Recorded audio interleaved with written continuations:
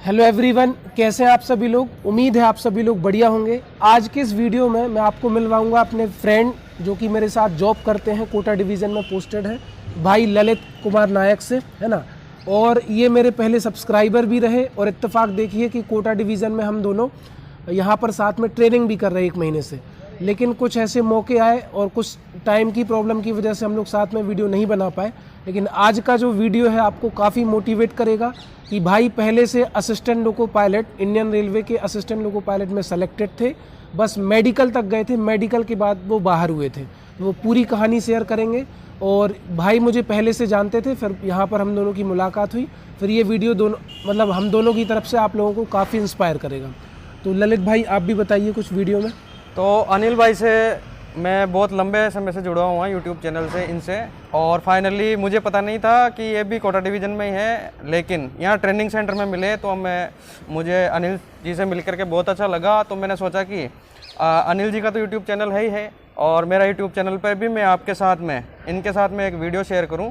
तो इसी इनिशिएटिव के साथ में हम आज आपके साथ में वीडियो शेयर करना चाह रहे हैं। इसी में मैंने किस तरीके से लोको पायलट की तैयारी करी थी और किस तरीके से मैंने प्री और मेंस क्लियर किया था और किस तरीके से मैं मेडिकल में निकल गया था, वो सारी चीज़ें शेयर करूंगा। और अनिल जी का भी बहुत अच्छा एक्सपीरियंस है। ये पहले कहीं पढ़ाते थे, उसके बाद में गवर्नमेंट एम्प्लॉय भी है रेलवे के अंदर, मैं भी गवर्नमेंट एम्प्लॉय हूँ। तो इनका भी एक्सपीरियंस हम आज आपके साथ में शेयर करने की कोशिश करेंगे। तो भाई मैं आप लोगों से एक बात कहना चाहूँगा कि ललित भाई ने अभी यूट्यूब चैनल बनाया है, कुछ कितने महीने हो गए करीब? बनाया हुआ तो बहुत टाइम हो गया, लेकिन इस पे वीडियो डालना मैंने अभी 5-6 महीने से स्टार्ट किया है। और मैं ये चाह रहा हूँ कि जो मेरे एक्सपीरियंस है वो आप सभी लोगों के साथ में शेयर करूँ, ताकि आपको भी इससे हेल्प मिलती रहे। तो आप लोगों से मेरी गुजारिश है, जितने भी मेरे सब्सक्राइबर हैं, जो मेरे रियल फॉलोवर्स हैं, उनसे बस यही कहना है कि ललित भाई कुछ अलग करने की कोशिश कर रहे हैं। अगर ललित भाई यहाँ से स्टेशन मास्टर बन जाए, है ना, या फिर एसएससी मतलब जेई बन जाए, कुछ भी बन जाए, तो वो कॉमन बात हो गई। यहाँ से वो निकल जाएगा, ये मुझे पता है, मैं भी निकल जाऊँगा, पूरी कोशिश हम लोगों की।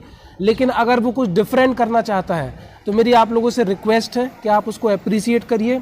और मैं कम्युनिटी में भी भाई का चैनल लगाऊंगा, तो आप लोग उसको, जितने भी मेरे रियल फॉलोवर हैं, उनको सब्सक्राइब करिए। और उनके बोलने का तरीका काफ़ी अच्छा है, अच्छा बोलते हैं। और अगर वो कुछ अलग कर रहे हैं तो आप उसमें उनकी मदद कर सकते हैं। जहाँ तक आप लोग मुझे फॉलो करते हैं, मतलब बहुत सारे लोग हैं जो स्टेशन मास्टर भी सेलेक्ट हुए हैं, गुड्स गार्ड में है, फिर भी वो मुझे सर बोलते हैं मेरे काम की वजह से। तो आप ललित भाई को उनके काम की वजह से सपोर्ट करिए, फिर वो आपको समय पे टाइम टू टाइम आपको गाइड करेंगे, ताकि उनको भी मोटिवेशन मिले, आप उनको सपोर्ट करेंगे। तो ललित भाई आप ये बताइए, आपने कौन कौन से एग्ज़ाम क्रैक किए हुए हैं एएलपी के अलावा? तो एएलपी तो मैंने किया ही था, उसके साथ में मेरा एसएससी जीडी का भी एग्ज़ाम निकला हुआ था, लेकिन उसमें भी अनफॉर्चुनेटली मुझे हाइट में निकाल दिया गया था, क्योंकि उसमें 170 सेंटीमीटर हाइट मांगी जाती है और मेरी हाइट थी 167 पॉइंट कुछ ऊपर निकली थी। तो इस वजह से मैं वहाँ से भी निकल गया। उसके अलावा ग्राम सेवक राजस्थान का जो एग्ज़ाम होता है उसमें भी प्री और मेंस होते हैं, तो मेरा प्री भी निकल गया था, लेकिन मेंस में मैं 6-7 नंबर से वहाँ पर भी रह गया था। उसके अलावा फिर एनटीपीसी प्री भी निकला था, लेकिन वहाँ पर भी मेरा मेंस नहीं हो पाया। उसके अलावा मैं फाइनली ग्रुप डी में सेलेक्ट हुआ, तो मैंने सोचा कि इसको ज्वाइन करना चाहिए और आगे की तैयारी भी मैं फर्दर कर रहा हूँ। तो देखिए भाई लोग, भाई ने जैसे बताया कि इन्होंने एसएससी जीडी पास किया, राजस्थान का ग्राम सेवा का एग्ज़ाम पास किया, है ना, एनटीपीसी भी क्वालिफाई किया, और ये ग्रुप डी जो ट्रैक मेंटेनर है वो भी पास किया, और एएलपी भी पास किया। तो अगर आपको ये लगता है कि कोई ट्रैकमैन में आके कम जानता है, या फिर वो ट्रैकमैन में आके वीडियो कैसे बना सकता है, इतनी लंबी लंबी कैसे फेंक सकता है, तो ये आपकी गलत इंटेंशन है आपका। क्योंकि हर आदमी का अलग अलग स्ट्रगल होता है ना, हर आदमी अपने अपने लेवल पे स्ट्रगल करता है। तो किसी को भी कम मत आकिए, और उनको मतलब उनके चैनल को परीक्षा डेस्क करके चैनल है, उसमें जो भी वो इन्फॉर्मेशन देंगे उसको आप सुनिए और उनको फॉलो करिए, वो जो भी बताते हैं। तो अब आप इस वीडियो में बस ये बता दीजिए, जो आपने असिस्टेंट लोको पायलट दिया था उसमें CBT 1 होता है, CBT 2 होता है, साइको होता है, मेडिकल होता है। किस स्टेज में आपको दिक्कत आई थी? नहीं तो आप रेलवे में अच्छी खासी पोस्ट यानी कि ड्राइवर होते हैं आज। तो प्री की अगर बात करूँ तो मेरा प्री में कोई दिक्कत नहीं आई, प्री आसानी से निकाल लिया था मैंने, और मेरे अच्छे खासे परसेंट थे प्री में भी, और मेंस में भी मैंने अच्छे खासे परसेंटेज से मेंस भी पास किया।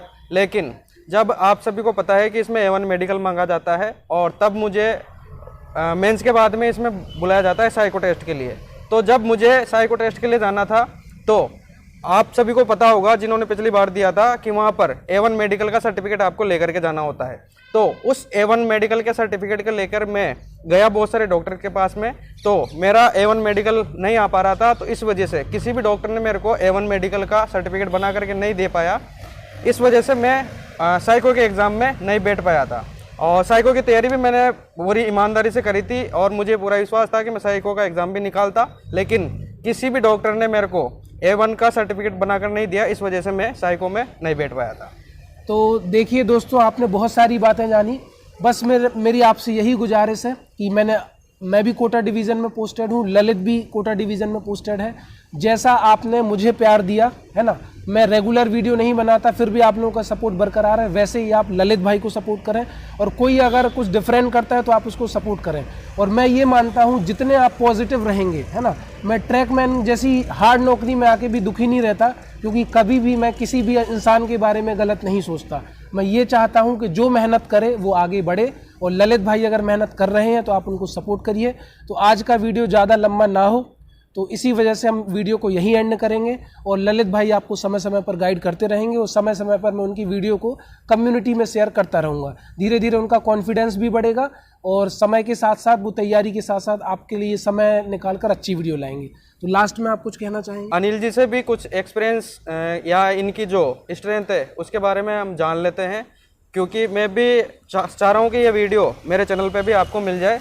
तो अनिल जी से मैं पूछना चाहूँगा कि आपने किस तरीके से तैयारी की थी और किस तरीके से आप आगे की तैयारी कर रहे हैं, और किस तरीके कोई भी एग्ज़ाम को टारगेट करते हैं तो उसकी रणनीति किस तरीके से करते हैं, उसके बारे में थोड़ा सा चर्चा कर देंगे तो हो सकता है हमारी व्यूवर्स को भी थोड़ी हेल्प मिल जाए। तो देखिए गाइस, इन्होंने जैसे मुझसे सवाल पूछा कि आपने तैयारी कैसे करी, है ना, मतलब आप कैसे पढ़ते थे। अब जैसे कि मैं आपको कई वीडियो में बता चुका हूँ कि मैं पढ़ाता था, तो मेरा पढ़ाने में इतना ज़्यादा इंटरेस्ट था कि मेरी तैयारी पढ़ाने के साथ पैरेलल चलती थी। मतलब मैं अलग से टाइम तो नहीं निकालता था, लेकिन पढ़ता था।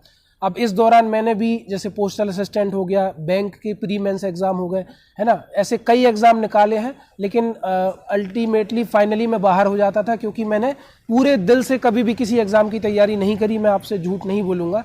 लेकिन अभी इधर मैं आया हूँ तो अभी मेरा फोकस है कि मैं डिपार्टमेंटल एग्ज़ाम के थ्रू या ओपन एग्ज़ाम के थ्रू अगर NTPC की कोई भी अच्छी वैकेंसी आती है तो वहाँ से निकलूँ। मैं बस आपसे यही कहूँगा कि सबसे पहले अगर आप किसी भी एग्ज़ाम की तैयारी कर रहे हैं तो उस एग्ज़ाम के लिए आप सबसे पहले सिलेबस देखें, अपना क्वालिफ़िकेशन मैच कराएं, क्या आपका वही क्वालिफ़िकेशन है, ठीक है। उसके बाद आप सब्जेक्ट वाइज किताबें ढूंढने की कोशिश करें। जो भी बंदा पहले से ऑलरेडी सेलेक्ट है या फिर जो सेलेक्ट नहीं है उससे भी सलाह आप ले सकते हैं, क्योंकि अनुभव बहुत कुछ मायने रखता है। तो आप उनसे किताबों के बारे में पूछ लीजिए। फिर उसके बाद अगर आप ऑनलाइन जाना चाहते हैं, यूट्यूब पे किस टीचर से पढ़ें, तो वो भी पूछ सकते हैं। तो सबसे पहला काम है सिलेबस ढूंढो, सिलेबस के हिसाब से छोटे छोटे गोल बनाओ, तैयारी करो, है ना। छोटे छोटे गोल बनाओ कि जैसे 2 रीजनिंग के चैप्टर कर लिए, 2 मैथ्स के कर लिए, 2 जनरल साइंस के कर लिए। तो ऐसे करके धीरे धीरे आपका एक दिन, 6 महीने, साल में बहुत सारी तैयारी हो जाएगी। फिर जब आपका कंटेंट तैयार हो जाए तो आप ऑफलाइन ऑनलाइन दोनों मोड में टेस्ट लगाइए। हालांकि आजकल ऑफलाइन तैयारी नहीं होती, तो पहले ऑफलाइन प्रैक्टिस कर लीजिए, फिर सीधे डायरेक्ट ऑनलाइन टेस्ट लगाइए। तो आपको पता चलेगा कि मैं एग्ज़ाम में कितना फाइट कर पाऊँगा, कितने आगे तक जा पाऊँगा। तो बस यही कहना था। अब लास्ट में इस वीडियो को एंड करेंगे ललित भाई, जो कि बताइए ललित भाई क्या कहना चाहिए। तो अनिल जी को बहुत बहुत धन्यवाद, इन्होंने अपना ट्रेनिंग के बीच में से अपना कीमती समय निकाल के हमें दिया, तो इसके लिए इनको बहुत बहुत धन्यवाद।